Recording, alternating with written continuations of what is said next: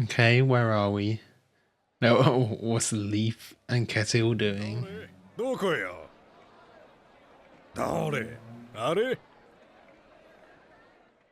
Oh, they're just looking for Ulma.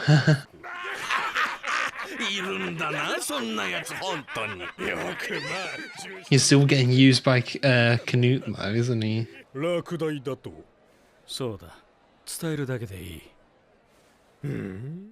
Oh no. How's he gonna react to that?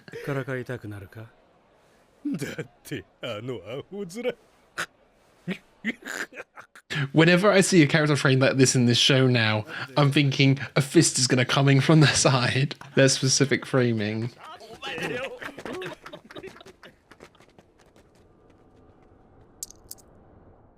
Who is this then? Mysterious hooded figure.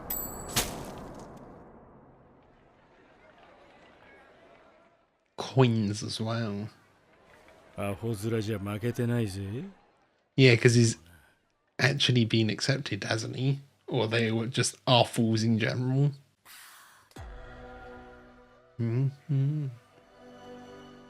Also, be sure to check out the Patreon page where you can get next week's episode. Right now, we have full-length reactions of these episodes, and there's some exclusive Studio Ghibli reactions.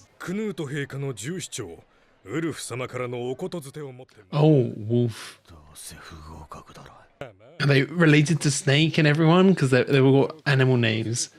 Obviously, it's with a U, not an O. Really dragging it out, isn't he?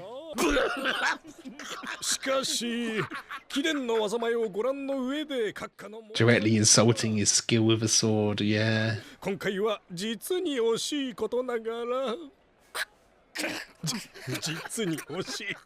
Is Oma just gonna attack them? Is his sword there with him?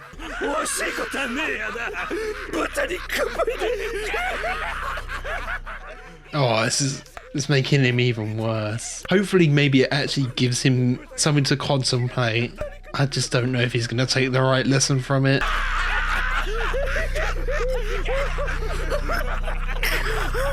Would it teach him about humility, or is he just gonna get even angrier?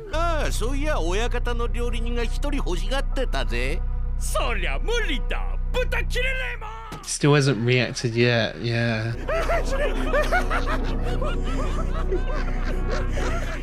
Oh yeah, look at the rage on his face.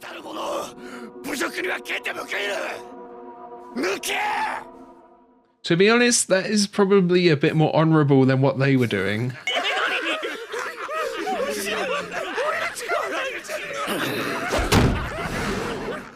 Oh, he's just straight going for it.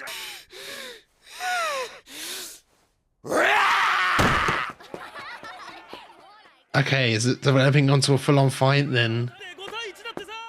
5-on-1. I mean, if he managed to win out of a 5-on-1, that would get him some respect.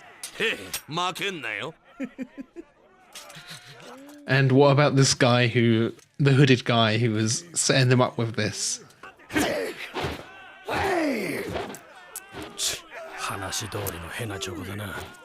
But a perfect tool. They can mold him into whatever they need. Or it's just predictable, you know? The same way Gunner was predictable in season 1 when they manipulated him.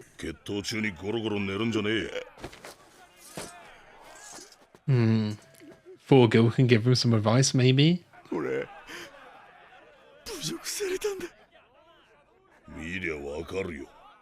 I thought he might have just said, no, you humiliated yourself. He still hasn't killed anyone, has he? He hasn't had his rite of passage.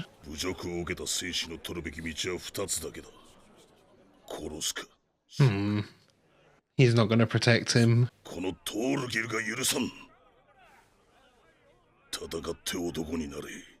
Yeah, become a man. This is time to kill someone, yeah. And you notice as well, Forgil's got all of these scars. Maybe he should get a scar as well, a badge of honor. Oh,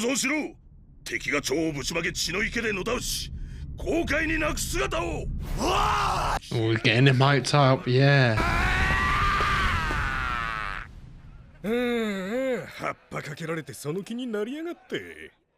He's just kind of running straight at him though. Oh yeah, he's gonna take it seriously. Oh,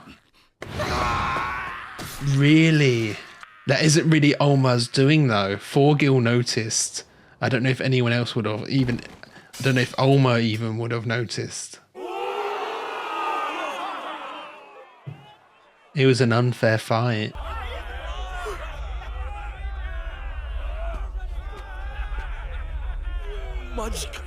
Is this all the path they're setting him on though, to be able to control him?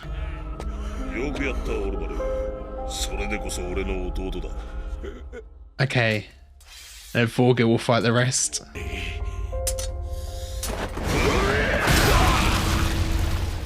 Oh, yeah, just... My god! Right in half. Is the weight of actually killing someone... I don't... You didn't really... I mean, you did, but it wasn't fully you. Wow. Maybe the weight of killing someone and just get straight to Olma. Wow. The difference in him killing compared to Forgil killing, you know? Forgil's reveling in it and Olma's fully contemplating it. What it means to be a killer.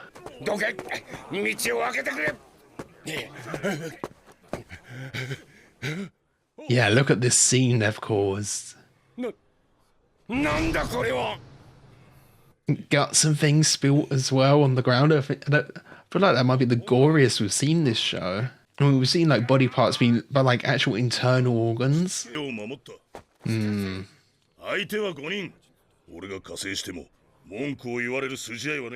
There was a crowd to see what happened as well.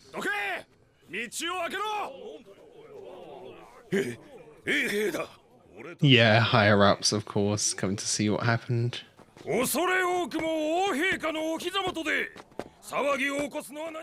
ones who started it are dead now, so don't worry, guys. It's chill. Oh, it was a setup, yeah. They wanted to kill Olma. And Kettle had nothing to do with it.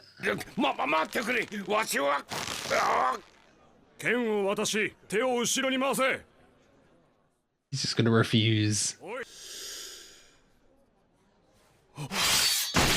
Yeah, this could fully start fighting back against all of the guards. Make things even worse.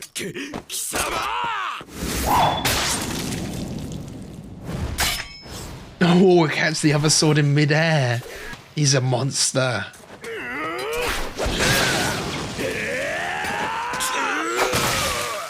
I wonder, we've heard some of his reputation, if his reputation is similar to someone like Forkel.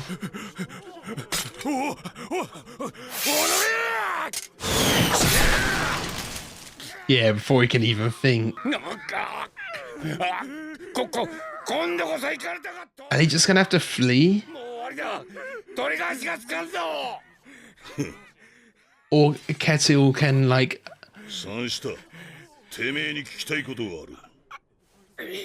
Did he know it's a setup?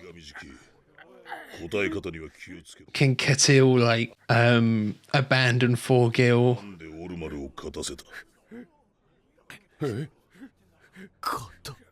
Oh, they disrespected him that way.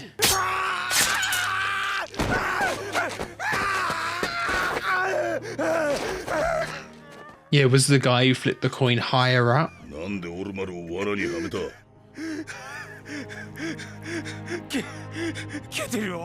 They wanted to arrest him.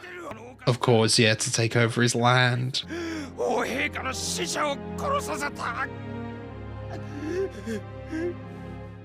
But the whole crowd has heard it, there's evidence.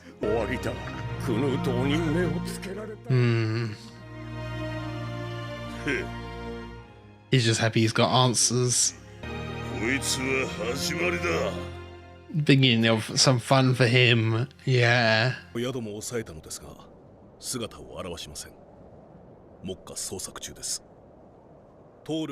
And Leaf is going to be there, caught in the middle of everything as well.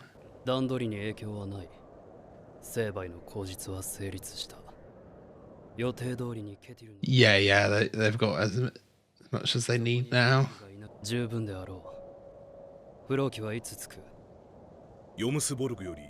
3 days. 100 men, is that enough for 4 kill? I mean, Thorfinn's there too, but he's not going to be fighting now. If it was Thorfinn and 4 gil, I don't know if 100 men would have been enough.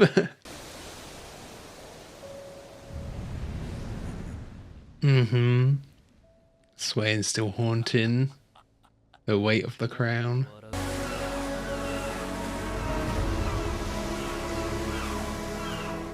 Leaf on his way.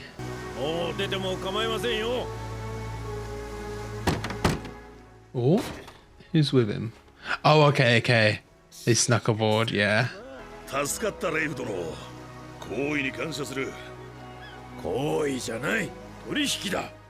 Give me Thorfinn in return.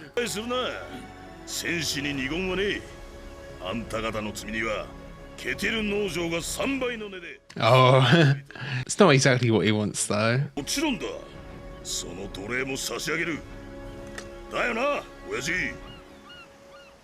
Oh, okay, just hiding away in there still. I mean, either way, Thorfinn's going to be a free man soon. I think Ulmer maybe is starting to understand his dad a bit more.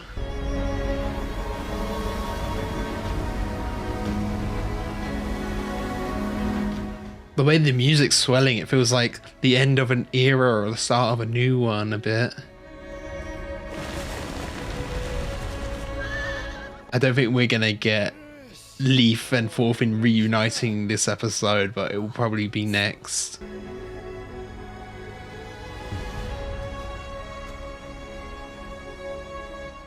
Oh, that's gorgeous. Yeah, the sunset.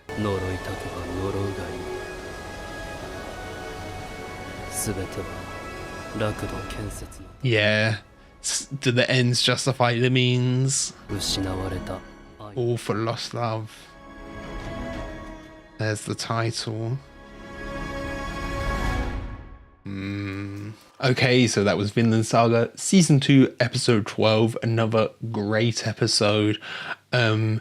So let's talk about the end and the title first. For Love That's Lost. It feels like that is Canut's way of saying the ends justify the means, that he is going to create a utopia, and once his utopia is created, it kind of makes up for and makes amends for all of the suffering that is caused to create this utopia. Although I would argue, if a utopia is created upon destruction, is it really a utopia? I'm not sure. And then we had Ulmer. Ulmer's really interesting recently, because I'm kind of thinking, you know, he killed someone here and we saw his response to it, and it's showing he held like a lot of weight on death. He was really kind of struggling and contemplating what it means to be a killer, to have killed someone. And I'm thinking, is that kind of Ketil's teaching kind of rubbing off on him, and him knowing that violence maybe isn't the answer? It's stuff that Ketil's instilled in him, but he's never fully understood. And now that he's kind of confronted with it face to face, now that he has actually killed someone, it's kind of made him contemplate what the kind of values Ketil has instilled in him, and now he doesn't know what to think. You know, he's killed someone.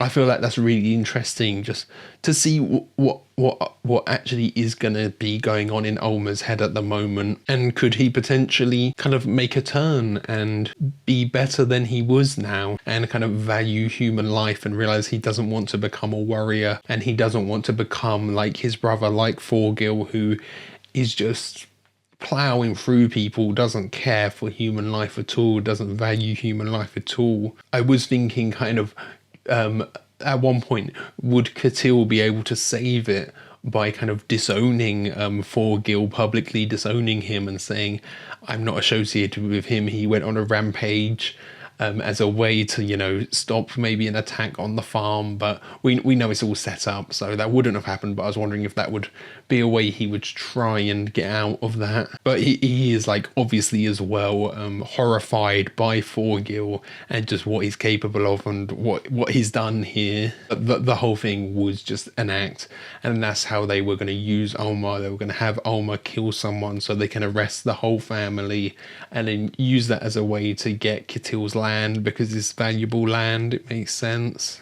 I was wondering how they were going to use Olmar. I was thinking maybe perhaps they would actually accept him like into the army and he's just someone they can control and the connection to Ketil could be important, but it is just for this little plot, this episode, it wasn't a kind of grander scheme like I was imagining it being. And I wonder how much we'll see of this Queen guy again. It's funny because this show, I feel like it's very grounded and realistic a lot of the time. And then occasionally you get some kind of very anime bits thrown in, like I think it was episode 6 or 7 of season 1. We had that episode that was really Askeladd focused and quite comedic. And there was that guy who was like practically shaped like a frog.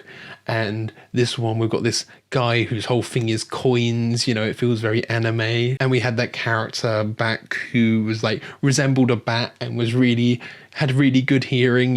There are a few things that feel quite anime in here. I don't know how to describe it really. A bit more fantastical, a bit more slick and cool and a bit shonen, I feel like this season especially though has gone a bit more serious and a bit more, even more like realistic and down to earth. So it's funny seeing that guy who's got this great accuracy with his coins, and then potentially next episode we having Leif and Thorfinn reunite.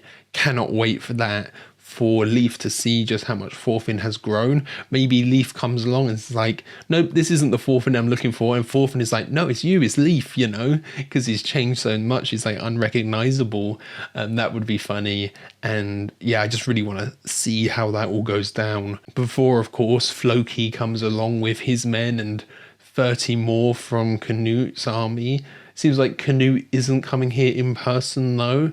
I do kind of want Canute and Thorfinn to reunite, to meet somehow, some way. Maybe if maybe if Floki's army does get beaten here, Canute will come himself with like an even stronger army.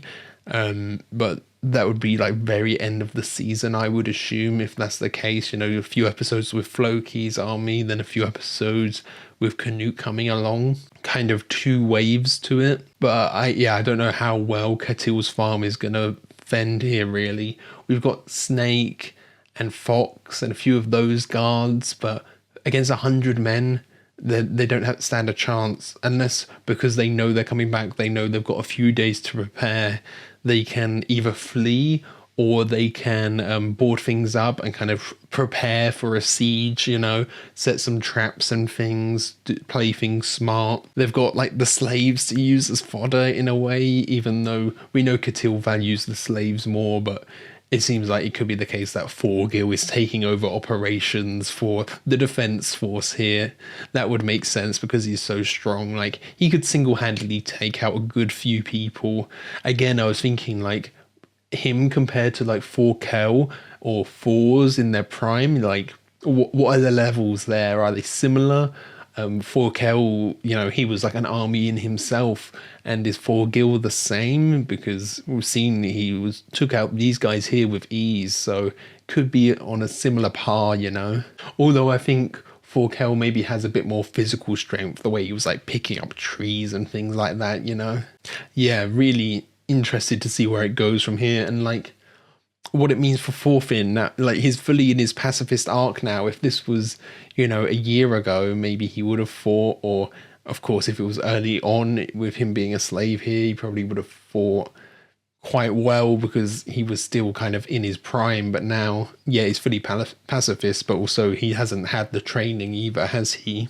he hasn't been keeping up practice to be able to fight as well as he was back then, have the muscle memory and the techniques and whatever. Okay, so I think that's everything. Thank you for watching. I hope you enjoyed this.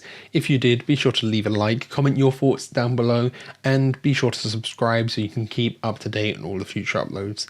So yeah, thanks for watching. See you guys later.